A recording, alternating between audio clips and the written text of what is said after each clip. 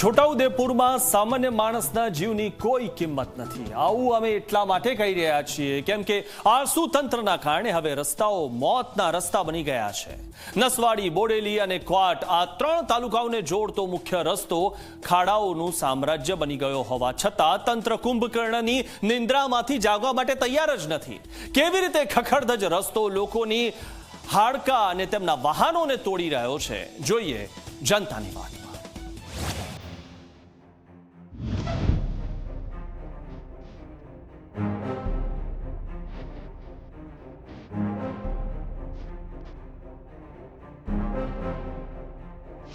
રસ્તા પર મસમોટા ખાડા,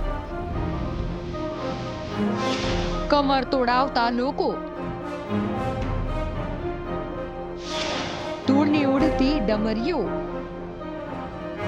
છોટાઉદેપુર જિલ્લા પંચાયત માર્ગ અને મકાન વિભાગની લાપરવાહીનો જીવતો જાગતો નમૂનો એટલે કાશીપુરા ભાખા રોડ।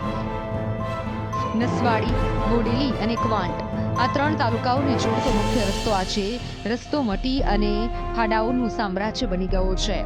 16 કિલોમીટર લાંબો આ ડામર રસ્તો છેલ્લે ક્યારે નવો બન્યો હતો તે કદાચ અહીંના રહીશો પણ ભૂલી ગયા છે।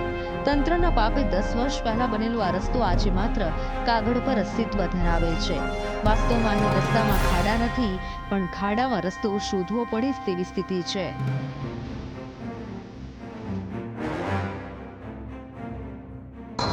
पग भाग्यो तो आ खाड़ा में आज खाड़ो बहु ऊंडो हतो।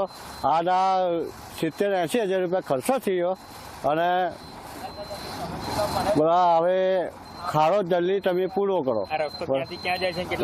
हाँ, ये तो कमात जाए, ये तो कमात थी भाका लागे आयो 10 के 15 किलोमीटर लागेगा। अने खाड़ा तो आखो डूंगर खाड़ा से आयो, रस्तो तो जल्दी मीडियम बनावो एम।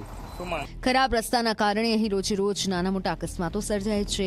અનેક લોકોએ આ ખાડાઓના કારણે પોતાના હાથ પગ ગુમાવ્યા છે। અનેક ગાડીઓના બમ્પર અને ટાયર તૂટી ગયા છે। એટલું જ નહીં, જે અંતર કપાતા માત્ર 15 મિનિટ લાગે ત્યારે આજે તંત્રના પાપે વાહન ચાલકોને કલાકથી વધુનો સમય બરબાદ કરવો પડે છે। મુખ્યમંત્રી દ્વારા વારંવાર પરિપત્રો બહાર પાડીને સૂચના આપવામાં આવે છે કે રાજ્યનો એક પણ રસ્તો બિસ્માર ન રહેવો જોઈએ, પરંતુ છોટાઉદેપુરના અધિકારીઓએ જાણે મુખ્યમંત્રીના આદેશોને કચરાપેટીમાં પધરાવી દીધા હોય તેવો ઘાટ સર્જાયો છે।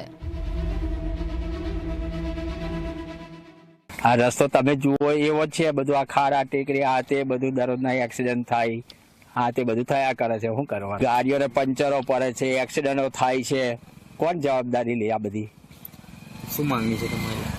સરકાર વહેલી તકે રોડ કરી આપે તો સારું છે। નવાઈની વાત તો એ છે કે જિલ્લા પંચાયત પાસે આ ખાડા પૂરવા માટેની એજન્સી પહેલેથી જ નક્કી છે। વાર્ષિક ઇજારો અપાયેલો છે, માત્ર અધિકારીઓ અંદાજપત્ર બનાવી સૂચના આપવાની હોય છે, પરંતુ એસી ઓફિસમાં બેસતા અધિકારીઓને જનતાની પીડા દેખાતી નથી।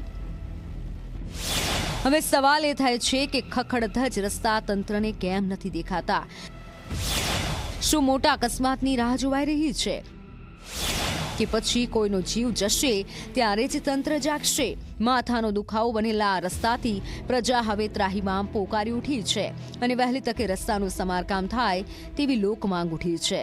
હકીમ ઘડિયાલી, ઝી મીડિયા, છોટાઉદેપુર।